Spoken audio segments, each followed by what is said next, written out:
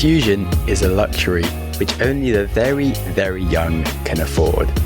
And the truth of the matter is, you're probably not that young anymore.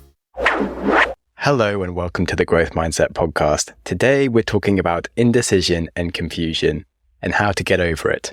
The biggest thing here to know is that so often we are choosing to be confused. And yes, you heard me correctly. We are actively choosing to be confused. We'll have a difficult action to take. And in our heart, we know what the action is. But we say that we have a confusing situation because we don't want to take the action. And it's not that we don't actually know how to deal with the problem that faces us. We're deliberately not addressing the fact that we're being weak and we are fooling ourselves into thinking that we are being confused. There is a logical answer to our situation and we're just faffing around hoping something will come and save us from the problems that we don't want to solve for ourselves. There's a lovely saying that the most confused you will ever get is when you try to convince your heart and spirit of something that your mind knows is a lie.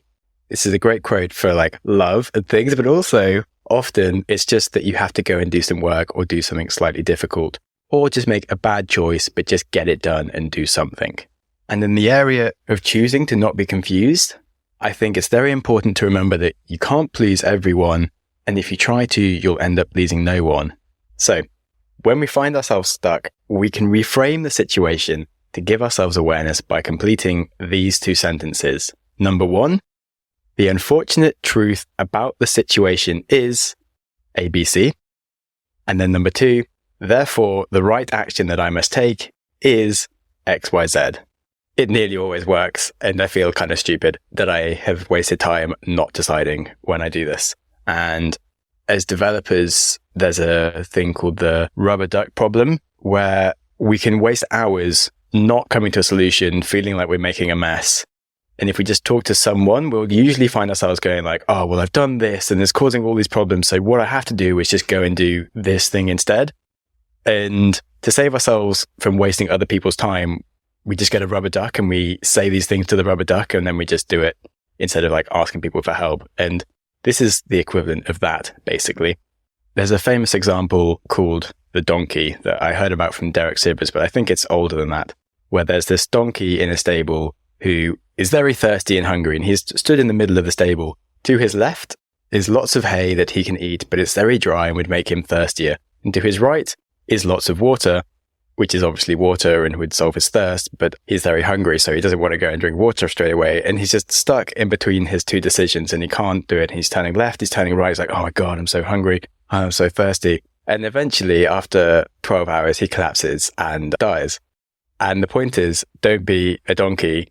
Just work out what to do first, even if it's not the perfect solution, and then carry on with your day. Another example is in the olden days, someone who owns a home, whether they should repair their roof or replace it, and repairing the roof solves it for now. Replacing it would be a significant expense. Both are kind of scary and you're like, oh, put off the decision. And then you get lots of rain and you just get super wet in a crap house, etc. So many examples that I'm sure you have lots that you can relate to. There's ones in relationships, business, you're trying to increase productivity or something and maybe you should fire some staff or invest in new tech. Just all these difficult things that come up, but that if we just write down what the situation is and what we have to do, it becomes obvious. And yet we just find ourselves feeling confused and not wanting to take ownership of the decisions we have to make. For example, for me, terrible at booking travel, and my girlfriend also.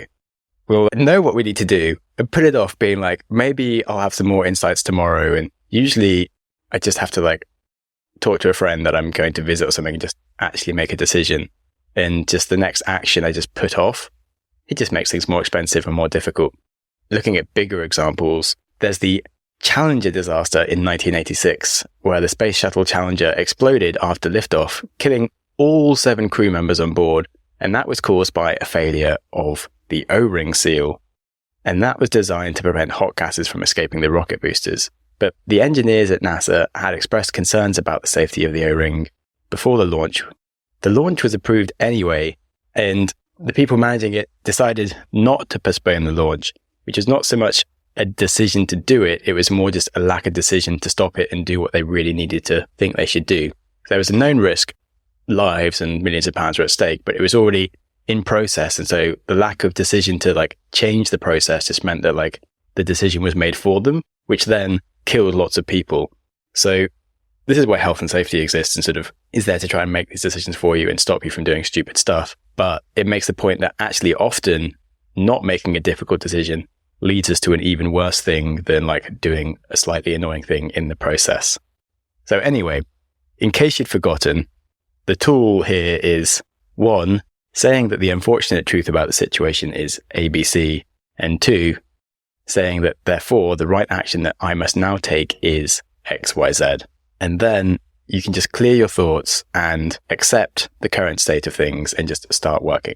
Neil Gaiman said that we often confuse what we wish for with what is, and there's no point wasting our time wishing for things that aren't happening, and we do need to just deal with what is. And once you accept the current situation, you can kind of get on with life and just start sleeping soundly instead of letting it annoy you.